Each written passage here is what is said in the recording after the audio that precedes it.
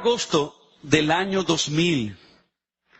Y ahí me encontraba junto a mi nuevo jefe de trabajo, el señor Kerber, caminando hacia el dormitorio llamado Smith, uno de los dormitorios de varones donde en la universidad donde Dios me concedió recibir mi preparación ministerial. Y estaba recibiendo el entrenamiento para una nueva responsabilidad que había recibido dentro del departamento de limpieza. Para ese momento estaba recibiendo mi más grande ascenso en mi vida laboral. Fui promovido de limpiador de un pasillo de un baño a encargado de limpieza de todo un dormitorio. De modo que bajo el sol ardiente, con mi gorra y mi ropa medio acabada para trabajar, mientras caminábamos hacia el dormitorio, escuchaba a mi supervisor contarme esta historia. Carlos, como supervisor de todos los dormitorios de los varones, es mi responsabilidad asegurarme que todos los encargados de limpieza de cada dormitorio estén haciendo consistentemente su trabajo. Así que yo, de una manera sorpresiva, planeo aparecerme por los distintos dormitorios en diferentes noches, mientras se supone que los encargados con sus empleados estén limpiando su edificio. Yo tenía 2 años trabajando en el departamento de limpieza. Yo conocía esa rutina de la cual él hablaba, porque trabajábamos por las noches, comenzando a las 10:45 hasta las 12, 2:15 y hasta veces hasta las 2:30. Y me siguió contando el señor Kerber. Una noche, como a eso de las 11:45, yo llego al dormitorio Smith y comienzo a buscar al encargado. No lo encuentro por ningún lado. Voy y chequeo y confirmo que todavía él estaba registrado en el reloj del sistema. Y después de preguntar a varias personas, me dicen que él se estaba bañando. Y efectivamente, cuando voy al baño de su pasillo, lo encuentro saliendo de la bañera totalmente nervioso, avergonzado y casi queriendo que se lo tragara la tierra, porque él sabía que estaba literalmente barajando en la hora de trabajo, al punto tal que le estaba hasta cobrando a la universidad horas en las que se suponía que él estaba trabajando. Ese joven fue vergonzosamente sorprendido en una noche y un día en que él no estaba imaginando que su supervisor vendría para chequearlo. Aparentemente, cuando analizaron los registros de los últimos meses e hicieron algunas investigaciones, esa no había sido la primera vez que él había hecho eso. Ya él había desarrollado hábitos de descuido, de negligencia y de pereza ante las responsabilidades que se le habían dado, y por lo tanto, lamentablemente, ese joven tuvo que cargar con la vergüenza de ser atrapado en tal abuso de confianza, y al final sufrió la consecuencia de perder el privilegio de la posición que tenía como encargado y ser degradado a trabajar ahora bajo mi cargo. Cuando el señor Kerber terminó de relatarme la historia, el miedo se apoderó de mí. Pensé dentro de mí, ahora sí, Carlos, ¿para qué te metiste en esto? Conociendo mis propias faltas y debilidades, pensé que quizás algo así me pudiera pasar a mí. Que de alguna manera me descuidara y me atraparan siendo negligente en esta nueva responsabilidad. Y lejos de sentirme más sabio, y lejos de sentirme más fuerte que el encargado anterior, creo que Dios en su maravillosa misericordia usó esa historia como una advertencia santificadora que me ayudara a mí a prepararme para cuando me tocara, yo no tuviera que sufrir el mismo vergonzoso final que él. Y por su gracia, esa advertencia me hizo pensar que si yo quería hacer bien mi trabajo y nunca ser sorprendido siendo perezoso o negligente en un día y en una hora que fuera supervisado, yo tenía que disponerme en mi mente y corazón de trabajar cada noche como si fuera la noche que mi supervisor viniera. Así que, como encargado de dormitorio, mi trabajo era asegurarme que mis empleados en cada pasillo y en cada baño estuvieran limpiando bien. Y por lo tanto, para guardarme del mal de la negligencia y la pereza, el cual podía fácilmente sucumbir en mi corazón engañoso y pecaminoso, decidí que cada noche me iba a aparecer en un pasillo distinto para trabajar con uno de mis empleados en su baño particular. Y de esa manera lograba varios objetivos. Ayudaba a mis empleados, enseñándoles a ellos a hacer mejor su trabajo, limpiando mejor los pasillos, los inodoros, las bañeras, los lavamanos, de tal manera que si mi supervisor llegara, siempre me encontrara a mí, a mis empleados, totalmente trabajando responsablemente. Y hermanos, lejos de enaltecernos y exaltarnos por una sabiduría propia, lo que me ocurrió a mí es un ejemplo de la maravillosa gracia de Dios.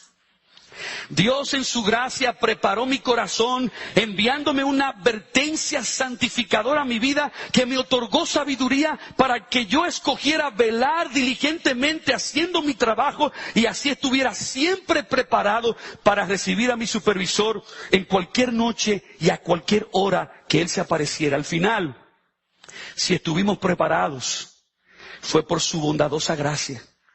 Pero hermanos y amigos que están aquí presentes, yo he compartido esta historia.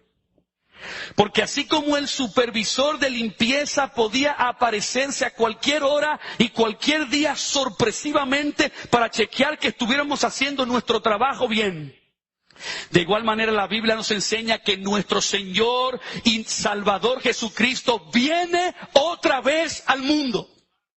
Cristo Jesús viene de nuevo, gloria sea a Dios. Y Él viene en un día y en una hora que ninguno de nosotros conocemos.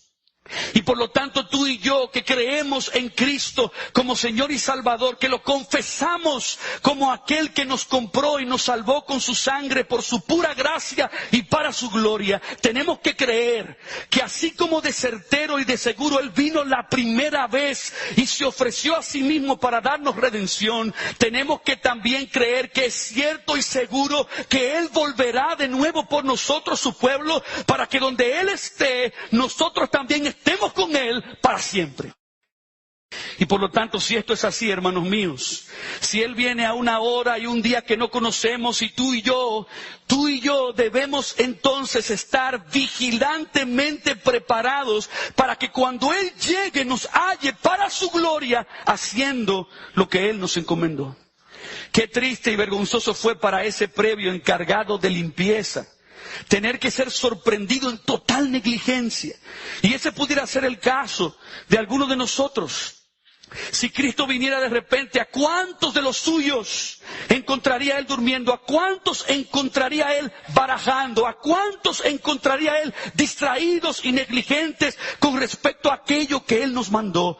Pero gloria a Dios que por eso proclamamos su palabra, para que su verdad nos preserve y nos prepare de tal manera que nuestra historia no sea la historia del siervo negligente, sino la del siervo bienaventurado, que cuando su Señor llegó, lo encontró haciendo exactamente lo que Dios le mandó.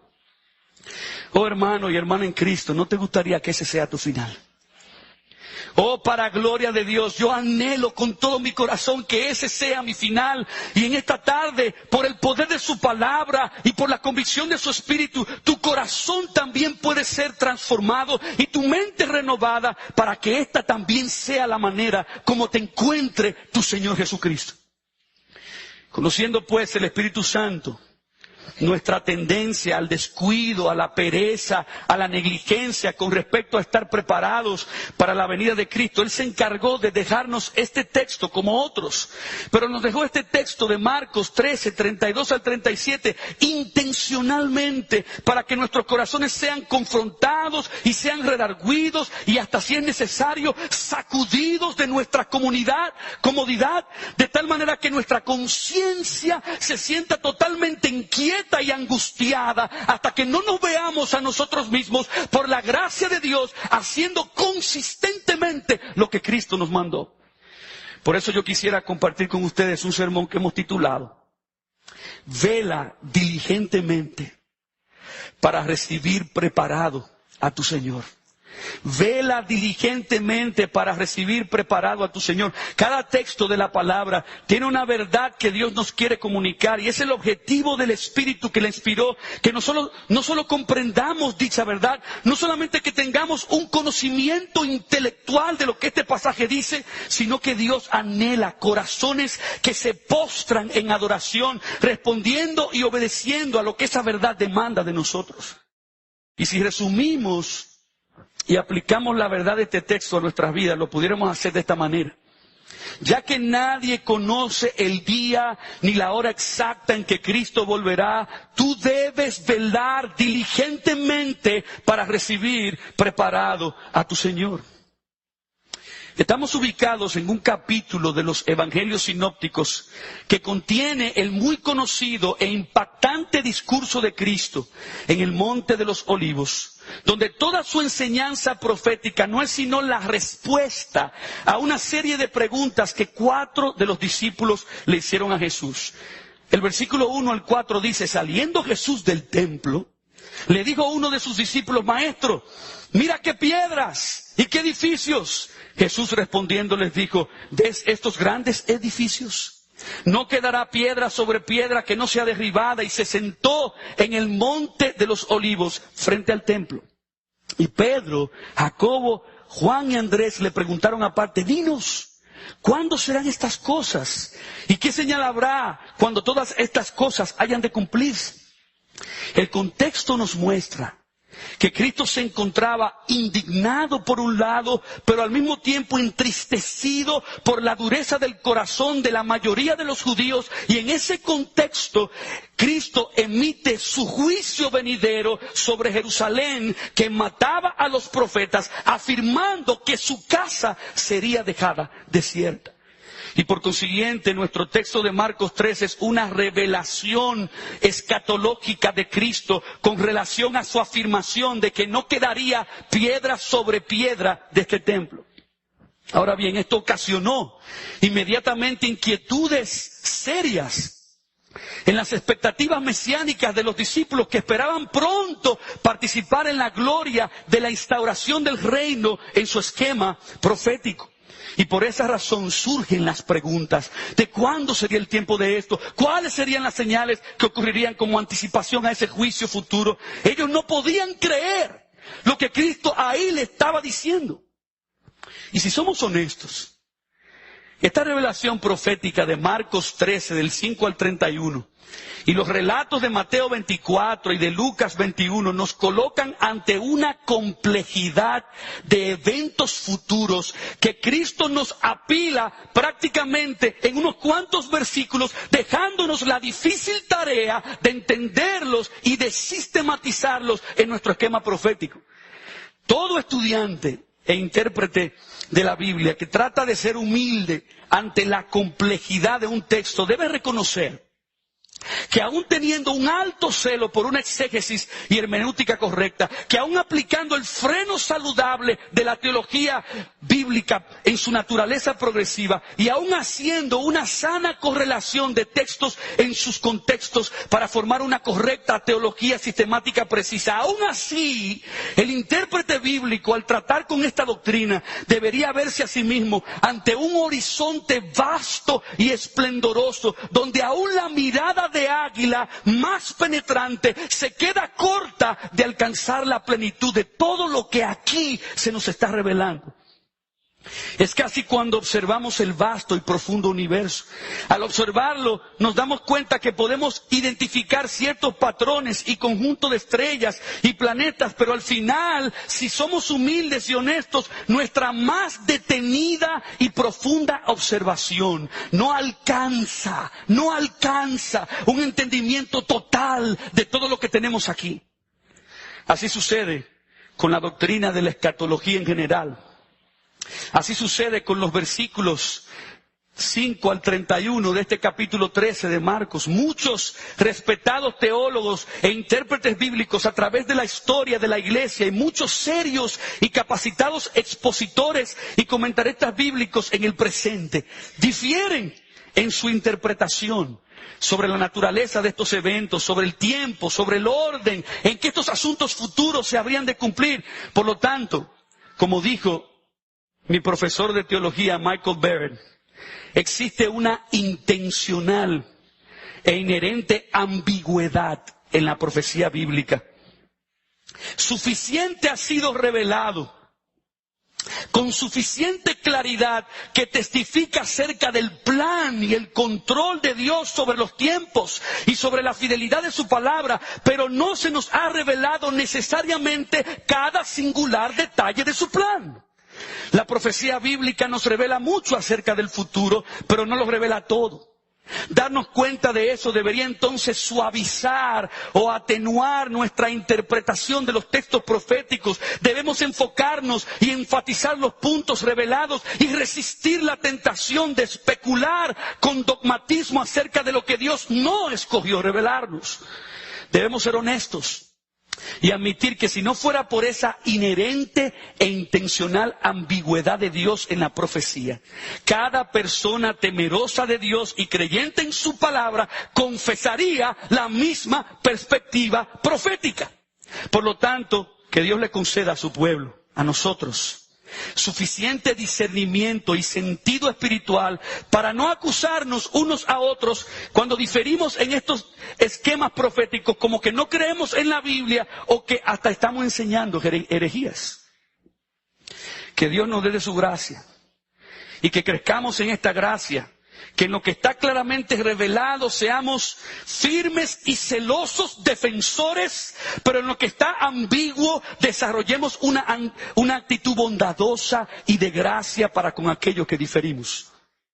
Pero volviendo a Marcos, cuando analizamos todo lo que Cristo revela sobre los eventos relacionados con la destrucción del templo, su aparición, el fin del siglo y su anticipado reino, nos damos cuenta que Cristo hace una diferencia bien marcada entre los eventos descritos que sucederían en aquellos días, de los versículos 5 al 31, y el evento de aquel día, que Él comienza a describir en el versículo 32, que de hecho son los versículos de nuestro pasaje a considerar.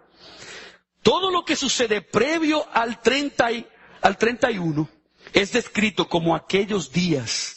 Note conmigo el versículo 19, que dice, en aquellos días. Note el versículo 20, 2 veces dice, aquellos días. Y el versículo 24 dice, en aquellos días. Pero luego en el versículo 32 dice, pero de aquel día.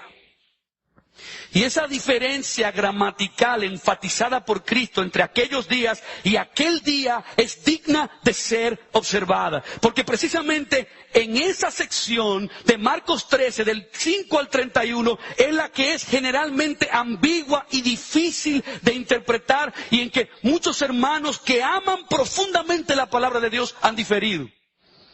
Algunos, al manejar esta sección de aquellos días, son guiados a ver como cumpliéndose en la misma generación de los apóstoles y en la subsecuente destrucción del templo en el año 70, el cumplimiento de esto.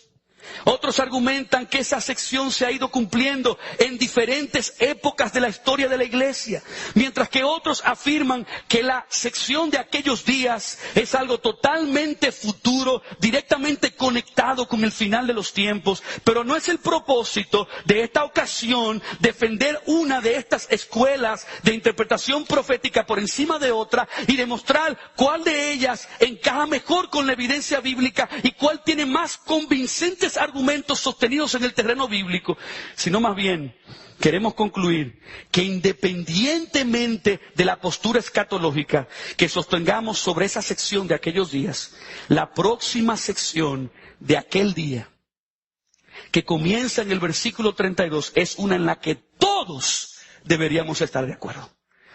Todos deberíamos afirmar con un rotundo amén que Cristo viene otra vez, y por lo tanto a todos se nos exhorta con la verdad de que debemos estar preparados para cuando Él venga.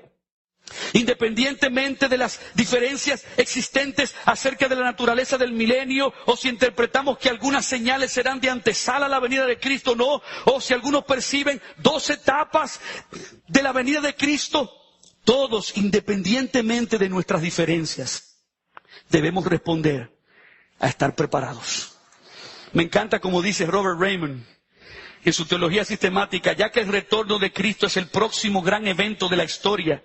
Y desde la perspectiva del creyente, este es el próximo gran acto de Dios. Debemos estar preparados. Dios no estaba utilizando a los escritores bíblicos para darnos un calendario y fechas concretas para los creyentes de la última generación en la tierra, sino, por el contrario, para darnos una perspectiva de la historia. Por lo tanto, cada generación debe ser instada a vivir en la expectativa de la venida de Cristo, porque solo en la expectativa de su venida el siervo vive apropiadamente y se maneja correctamente en el tiempo intermedio. De modo que si es así, mis amados hermanos, las implicaciones de nuestro texto de Marcos 13, del 32 al 37, son para todos nosotros. Y por consiguiente es justo que a continuación prestemos atención a ellas. Detengámonos por un momento y notemos cómo Cristo repite la palabra velad 4 veces en estos 6 versículos. El versículo 33 dice, mirad, velad. El versículo 34 dice, y al portero mandó que velase.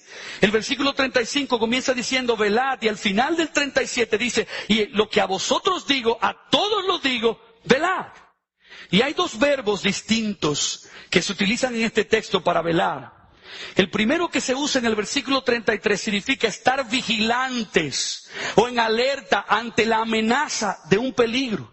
Contiene la idea de ausencia de dormir, es decir, una mente despierta en esquema de alerta que actúa con cautela en medio de su vigilancia. El segundo verbo se utiliza luego en los demás versículos 33, 34 y 37, y este significa estar despierto, enfatizando la idea de estar en constante alerta. Conlleva el estar estrictamente atentos, no sea que por la indolencia o negligencia alguna destructiva calamidad nos sorprenda de repente, y de las 4 veces que Cristo utiliza estos verbos, 3 se encuentran en imperativo. Por lo tanto, Cristo manda a su pueblo. Cristo nos ordena a nosotros a que obligatoriamente estemos vigilantes, en constante alerta, con una mente despierta, actuando con cautela ante la realidad de su venida. Su venida tiene un sentido de gozo y celebración, porque su venida implica la gloria del anhelado y suspirado encuentro de Cristo con su novia, pero también su venida tiene un sentido de peligro amenazante, porque implica juicio. Es decir, que todos nosotros, independientemente si somos salvos o no, cuando Él venga, vamos a rendir cuentas de nuestra vida ante Dios. Y Cristo pacientemente nos advierte, porque es su ardiente anhelo por su gracia que ninguno de nosotros seamos hallados negligentemente desprevenidos cuando Él vuelva. Y el propósito de toda esta exhortación se resume en las palabras de Cristo de Mateo 24, 44, que dicen, por tanto, también vosotros estad preparados. Cristo nos advierte con antelación porque Él sinceramente y seriamente quiere que estemos preparados para ese día. De modo que este texto nos provee varias maneras prácticas, como tú y yo debemos velar diligentemente para recibir preparados a nuestro Señor. Y la primera manera como tú debes velar diligentemente es motivado por la inminencia de su venida. Tú debes velar motivado por la inminencia de su venida. Así como Cristo repitió 4 veces el llamado a velar, así también Cristo acompaña ese llamado repitiéndonos 4 veces la motivación del por qué debemos velar. Cristo dice en el versículo 32, pero de aquel día y de la hora nadie sabe, ni aun los ángeles que están en el cielo, ni el Hijo, sino el Padre. En el versículo 33 nos dice, porque no sabéis cuándo será el tiempo. En el 35 dice, porque no sabéis cuándo vendrá el Señor de la casa, si al anochecer, o a la medianoche, o al canto del gallo, o a la mañana. Y finalmente en el versículo 36 nos dice que Él vendrá de repente. Todas estas frases nos hablan acerca de la doctrina de la inminencia con respecto a la venida de Cristo. El consejo de Dios Trino El consejo de nuestro Dios Trino intencionalmente diseñó la segunda venida del Hijo de tal manera que fuera un momento que literalmente nadie lo sepa. La Confesión Bautista, en el capítulo 32, acerca del juicio final, afirma esta doctrina. Cuando dice, así como Cristo quiere que estemos ciertamente persuadidos de que habrá un juicio, un día de juicio, así también quiere que ese día sea desconocido para los hombres, para que se desprendan de toda seguridad carnal y estén siempre velando, porque no saben a qué hora vendrá el Señor, y estén siempre preparados para decir, ven Señor Jesús, ven pronto. Cristo dijo que nadie sabe la hora, ni el día, ni los ángeles, ni Él mismo, sino el Padre. Cristo demostró el punto hasta donde Él voluntariamente se sometió en su humanidad a la voluntad del Padre. Cristo afirmó que al encarnarse y llevar a cabo la misión como Cordero de Dios de quitar nuestro pecado en la cruz, a Él le fue necesario humildemente someterse al Padre en la restricción del ejercicio pleno de ciertos atributos de su persona. De modo que Cristo en su humanidad voluntariamente asumió el limitar su conocimiento a la voluntad y al plan del Padre. Como dijo John MacArthur, en cada caso, el conocimiento humano de Jesús fue limitado a lo que su Padre Celestial le proveyera o autorizara. Ahora bien, cuando decimos que Cristo viene de manera inminente, sencillamente queremos decir que Él volverá de repente. La inminencia de la venida de Cristo ha sido definida como su aparición repentina o en cualquier momento. De modo que si ni a Cristo en su humanidad le fue concedido el saber y dar a conocer la fecha de su venida, entonces debemos precisamente concluir que Dios soberanamente e intencionalmente nos ha encubierto el momento exacto de la venida de su Hijo para que la ausencia de conocimiento de esa fecha exacta, es decir, su inminencia, sea entonces una motivación, sea un incentivo, sea un estímulo que nos empuje a vivir en una constante vigilancia y expectativa, en una alerta como si estuviéramos sentados al borde de la silla, provocando en nosotros una saludable preocupación que nos lleve a esperar ansiosamente que alguien abra el telón y Él aparezca. En el Evangelio paralelo de Mateo, en el capítulo 24, en los versículos 42 al 44, Cristo nos da una ilustración de la manera inminente en que Él vendrá cuando dice, velad pues, porque no sabéis a qué hora ha de venir vuestro Señor, pero sabed esto, que si el padre de familia supiese a qué hora el ladrón habría de venir, velaría y no dejaría minar su casa. Por tanto, también vosotros estad preparados, porque el Hijo del Hombre vendrá a la hora que no pensáis. Y Cristo compara su aparición inminente a la imagen de la aparición repentina de un ladrón que viene de noche a robar una casa. De hecho, el apóstol Pedro habla de la venida de Cristo como ladrón en la noche.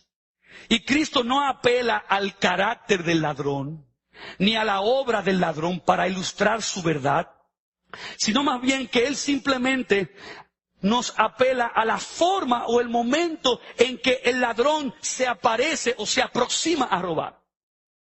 El ladrón nunca anuncia su llegada. El elemento de sorpresa para lograr su objetivo es robar sin que nadie lo vea y sin que nadie lo atrape. De igual manera, Cristo dice que Él vendrá en una hora en que nadie lo estará esperando, porque Él soberanamente quiere utilizar el elemento de sorpresa para lograr el objetivo de motivarnos a mantenernos velando diligentemente para así recibirles preparados.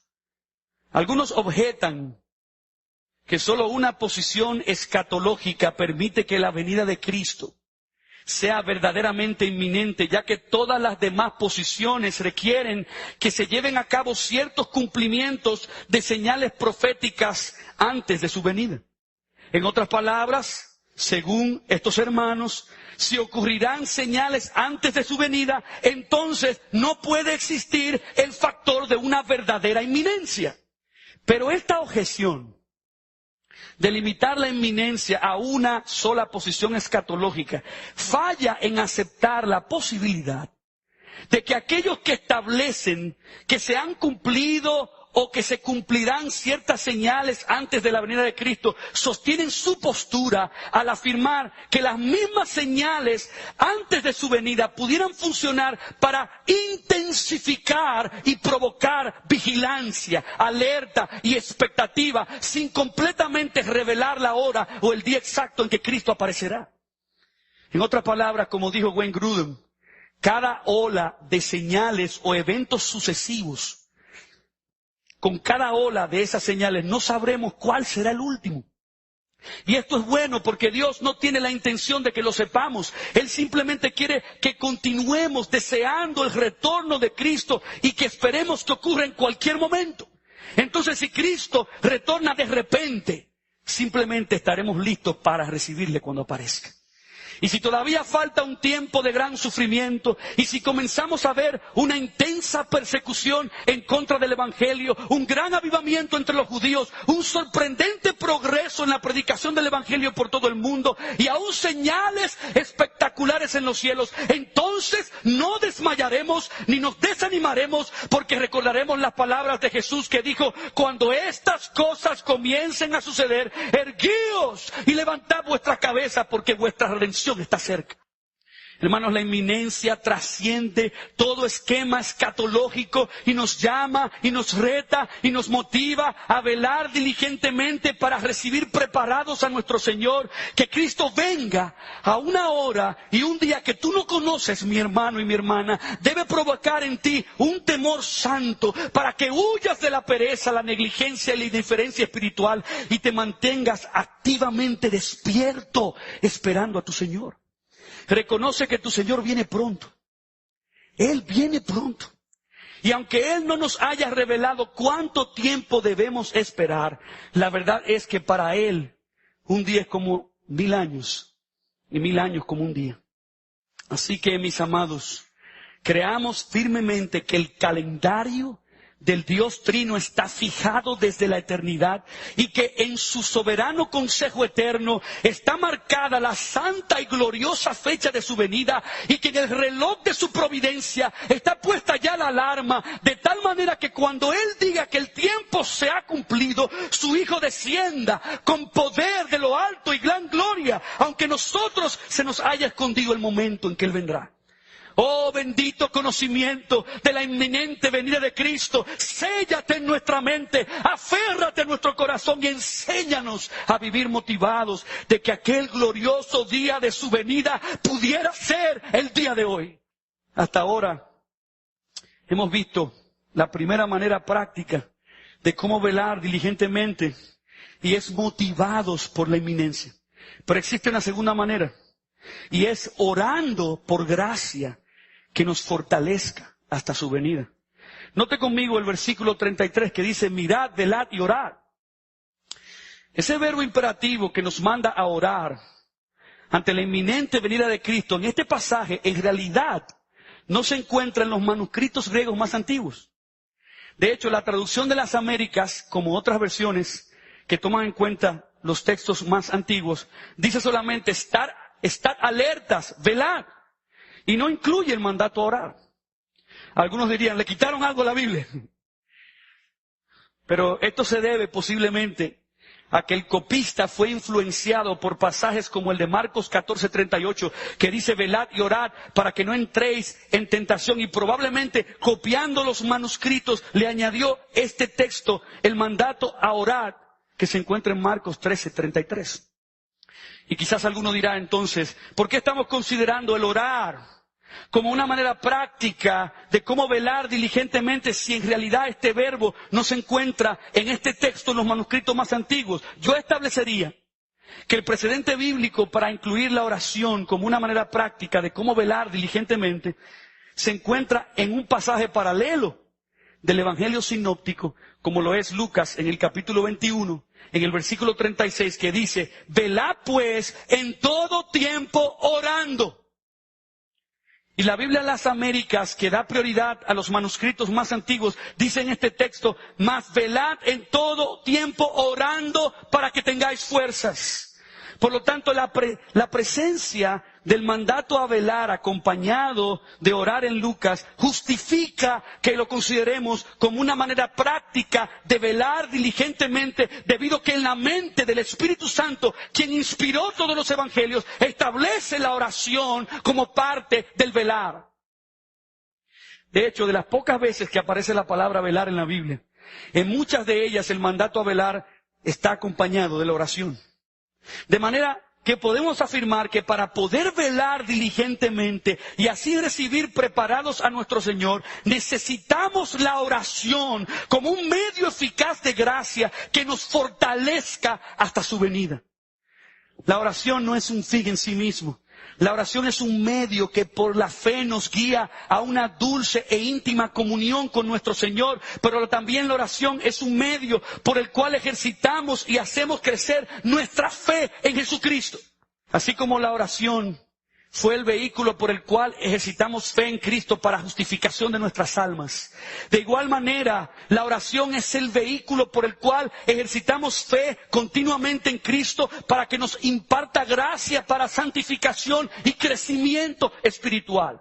En otras palabras, la palabra orar, que se encuentra en Lucas 21:36, cuando dice: mas velad en todo tiempo orando para que tengáis fuerzas, significa pedir por algo, suplicando, rogando, implorando. Dios diseñó que nuestra vida en Cristo para santificación sea por fe. Y una de las maneras como esa fe se manifiesta, se ejercita y crece es a través de la oración. Porque la oración nos lleva a suplicar, a rogar, a implorar por el poder, la fuerza y la fortaleza que Cristo nos da por su Espíritu Santo. No podemos mantenernos firmes, nunca podremos estar vigilantes en la lucha contra el pecado, venciendo las tentaciones, perseverando en las pruebas, mientras esperamos su venida, sin practicar el clamor y la súplica constante que el cristiano pide cuando mendiga insistentemente ante el trono de Dios por su gracia habilitadora. En Efesios 6, del 10 al 18 se nos habla de la armadura que el cristiano está llamado a ponerse en la batalla espiritual, y junto a ella, al final en el versículo 18, nos describe la urgente necesidad de que oremos en todo tiempo, con toda oración y súplica en el Espíritu, velando en ello, con toda perseverancia y súplica por todos los santos. Y en este texto se nos llama a velar a través de la oración, no solamente por nosotros, sino también por nuestros hermanos. En otras palabras, mis hermanos necesitan de mis oraciones para ellos poder velar diligentemente y mantenerse firmes. Somos un cuerpo y los miembros se necesitan los unos a los otros para edificarnos y fortalecernos mutuamente en la fe. Yo necesito urgentemente las oraciones, las súplicas, los ruegos y los clamores de mis hermanos para que mi fe no me falte, para que mi fe sea fortalecida con la gracia, la fuerza y el poder que Cristo nos da por su Espíritu, y viceversa. Tú necesitas la gracia de Dios, que te será otorgada no solamente por tus propias oraciones, sino por mis oraciones por ti. Y es por eso que tenemos que aprender a orar los unos por los otros, para que más gracia nos sea otorgada, que nos capacite para velar diligentemente mientras esperamos. La Biblia dice en Hechos 4:24, ante las persecuciones en contra de los primeros cristianos de la iglesia primitiva, que los hermanos de la iglesia alzaron unánimes la voz y clamaron por gracia que los fortaleciera para mantenerse firmes con valor y denuedo ante la oposición al evangelio. Y cuando terminaron de orar, la Biblia dice que el lugar en que estaban congregados tembló y todos fueron llenos del Espíritu Santo. Mis amados hermanos, la vida cristiana, mientras esperamos que Cristo vuelva en todas sus manifestaciones, en su lucha con el pecado, en sus tribulaciones, en sus persecuciones, en sus sufrimientos, nunca fue diseñada para que la viviéramos y la sobrelleváramos en nuestras propias fuerzas. En nosotros solo hay debilidad, incapacidad e impotencia. La pura determinación de la voluntad y el confiar en el brazo del hombre solo lleva al legalismo y a la hipocresía. Solo lleva a un énfasis pecaminoso en lo externo, en los mandamientos de hombres y en la apariencia humana de una santidad más alta que en realidad está hueca y vacía. El creyente que se acomoda a esa superficialidad cristiana y se conforma con una aparente religiosidad no está preparado. Por lo tanto, oh Dios, líbranos del legalismo y de la hipocresía que nos aleja de tu gracia, porque así no podremos prepararnos para cuando vengas. El poder y la gracia están en Cristo nuestro Salvador. Y en el poder victorioso de su cruz, y en su resurrección de los muertos, y todo ese poder nos ha sido dado en la persona de su Espíritu, pero tenemos que aprender a rogarle, a suplicarle, a implorarle en oración, para que Él nos imparta abundante y poderosa gracia, para poder negarnos a nosotros mismos, para poder seguirle obedientemente en cada lucha, en cada prueba, en cada tentación, en cada sufrimiento. Cristo le dijo a Pablo, bástate mi gracia, porque mi poder se perfecciona en la debilidad. Y si oramos en todo tiempo y ejercitamos nuestra fe clamando a Cristo por su gracia, Él ha prometido que su poder reposará sobre nosotros y Él nos hará fuerte en las debilidades para que así le esperemos vigilantes, en constante alerta, activamente despiertos ante su venida. Hermanos, hemos considerado que si queremos velar diligentemente, primero tenemos que estar motivados por la inminencia de su venida, pero también en segundo lugar tenemos que orar por gracia que nos fortalezca hasta su venida, pero también el texto nos dice que tenemos que velar diligentemente preocupados de no ser sorprendidos durmiendo ante su venida. En Marcos 13:33 dice, para que cuando venga de repente no os halle durmiendo. Al Cristo exhortarnos a que velemos y estemos alerta, es porque existe la tendencia en nosotros al descuido, a la negligencia y a la pereza.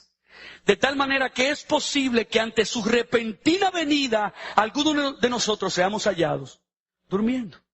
Y Cristo utiliza aquí la palabra dormir en un sentido espiritual para describir una actitud de indiferencia, una actitud de apatía y de desprecio a la verdad de que Él viene otra vez. Es casi como la actitud de una persona que dice con su boca o con su conducta, a mí no me importa ni me interesa.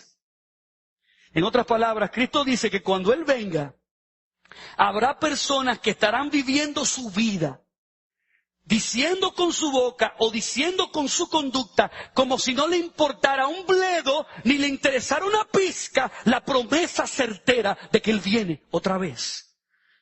En otras palabras, este es el corazón del que duerme, el que dice como dice Mateo 24, mi Señor tarda en venir.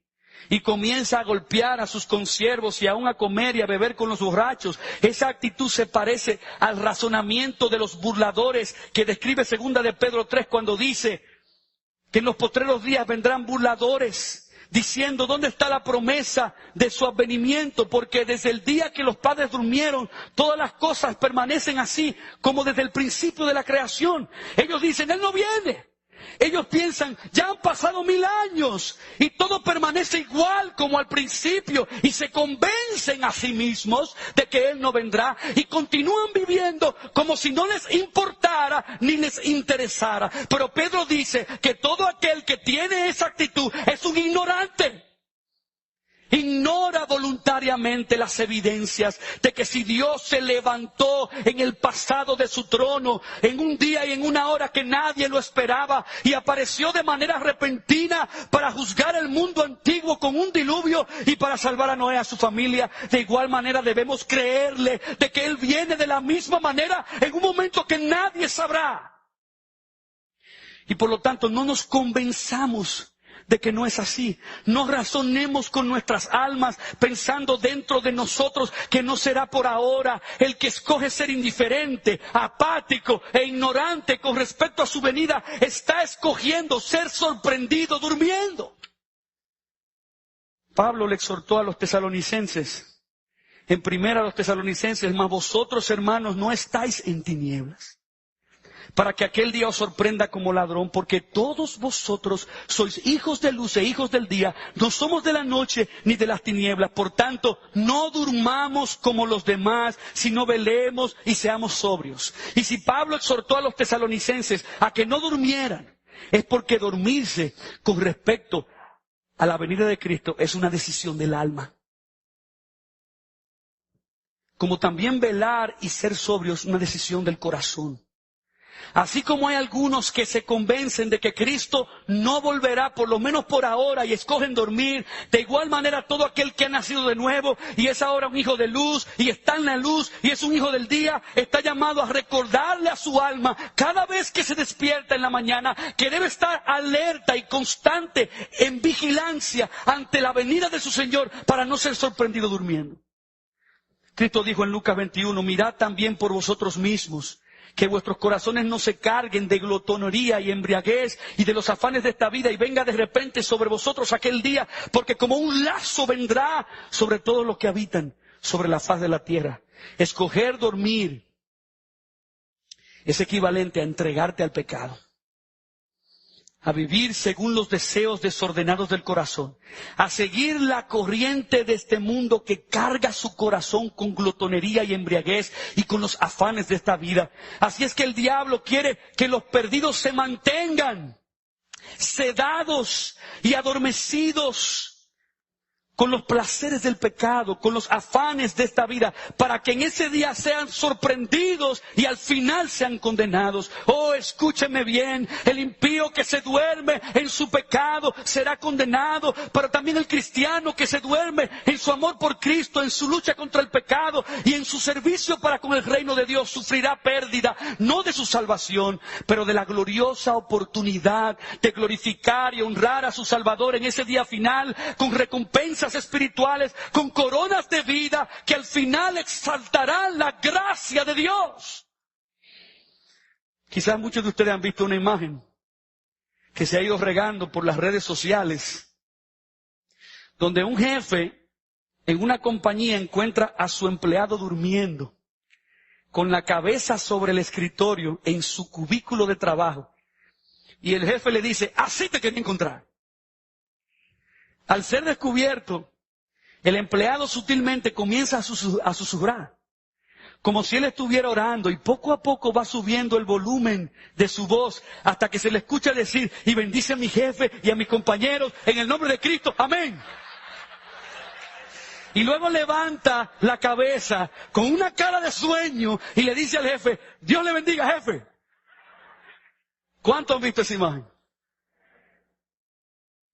A todos nos ha hecho reír a carcajadas, porque además de posiblemente identificarnos con ese hombre, porque quizá nos pasó a nosotros, la imagen de ese empleado y su reacción a ser descubierto durmiendo es la imagen de un hombre sin vergüenza y charlatán.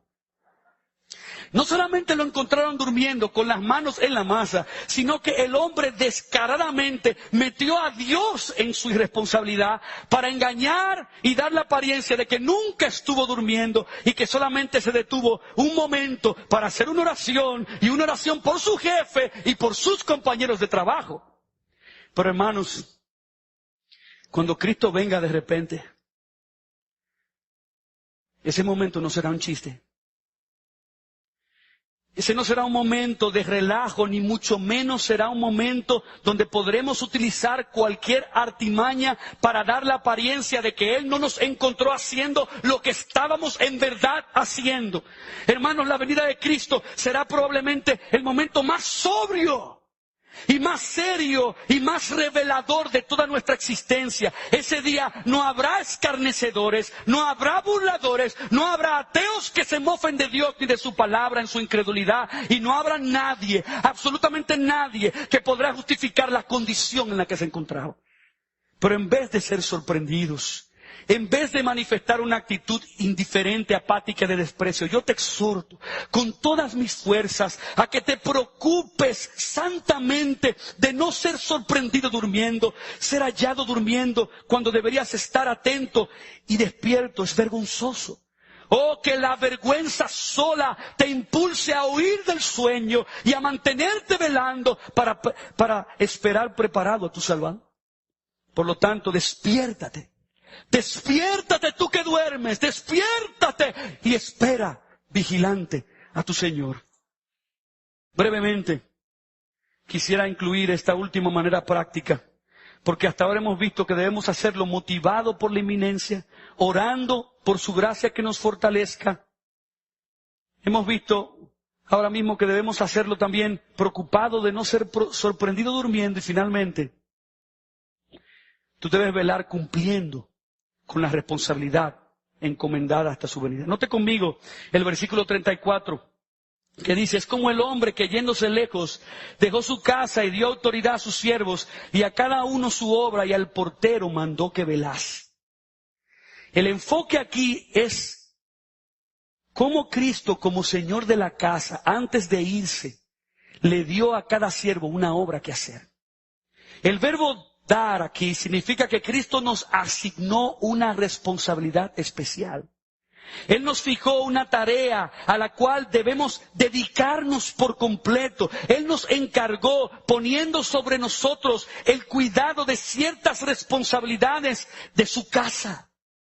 Nuestra visión de esta vida debe estar totalmente enmarcada dentro de la misión que Cristo nos encomendó. Los días que nos quedan en esta vida, en esta tierra, deben ser vistos como una oportunidad de inversión, donde yo debo hacer lo que pueda dentro de mis posibilidades para el reino de Dios.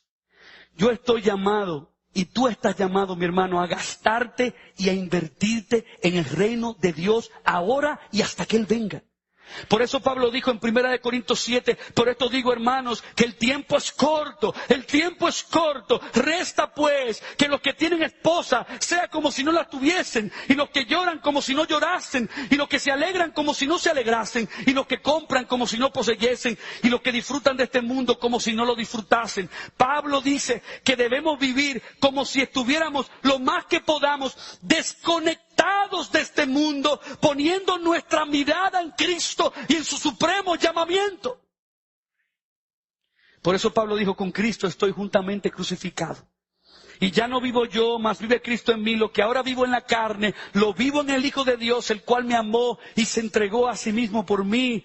Estamos llamados, como Pablo lo entendió, a perder nuestra vida, a crucificar nuestra vida. Cristo dijo que el que quiera salvar su vida la perderá, pero el que pierda su vida por causa del Evangelio la hallará. Y por eso Cristo utiliza la ilustración del hombre que yéndose lejos, llamó a sus siervos y le entregó sus bienes. A uno dio 5, a otros 2, a otro 1, y a cada uno dio conforme a su capacidad y se fue lejos. Y luego dice la Biblia, después de mucho tiempo, vino el Señor de aquellos siervos y arregló cuentas con ellos. Y hermanos, de una forma similar, a cada uno de nosotros se nos ha dado la manifestación del Espíritu para provecho, para que seamos útiles, para que estemos ocupados, ejerciendo fielmente nuestros dones y habilidades espirituales, para edificar la iglesia de Cristo, para añadir los que han de ser salvos, para santificar a los creyentes. Así que si tú has resucitado con Cristo, busca las cosas de arriba, donde está Cristo sentado a la diestra de Dios. Pon la mira en las cosas de arriba y no en las de la tierra, porque tú has muerto y tu vida está escondida en Cristo, en Dios, para que cuando Cristo, nuestra vida, se manifieste, entonces también seamos manifestados con Él en gloria. Por eso Cristo dijo que no debemos afanarnos por las cosas que se afanan y se ocupan y se gastan las gentes de este mundo que no tienen esa esperanza. Por eso Él dijo, buscad primeramente el reino de Dios y su justicia y todas las demás cosas serán añadidas. Todos nosotros quisiéramos que al final de nosotros se diga esas palabras. Bien, buen siervo y fiel. Sobre poco has sido fiel, sobre mucho te pondré. Entra en el gozo de tu Señor, pero estas palabras están reservadas para aquellos que esperan cumpliendo diligentemente la responsabilidad que Dios le encomendó. Esta es una manera como nosotros hacemos firme nuestra vocación y elección. Haciendo estas cosas no caeremos jamás. Esta es la manera en que podemos tener confianza ante su venida. Se nos otorgará amplia y generosa entrada en el reino eterno de nuestro Señor y Salvador Jesucristo. ¿Tú quieres velar diligentemente para recibir preparado a tu Señor? Motívate con la doctrina de la inminencia de Cristo. Ora por gracia que te fortalezca hasta su venida. No te quedes durmiendo y ser sorprendido de esa manera. Y por último, cumple con tu responsabilidad, la cual te fue encomendada. Bienaventurados, bienaventurados cuando el Señor regrese, que encuentre a sus siervos haciendo lo que Él le mandó.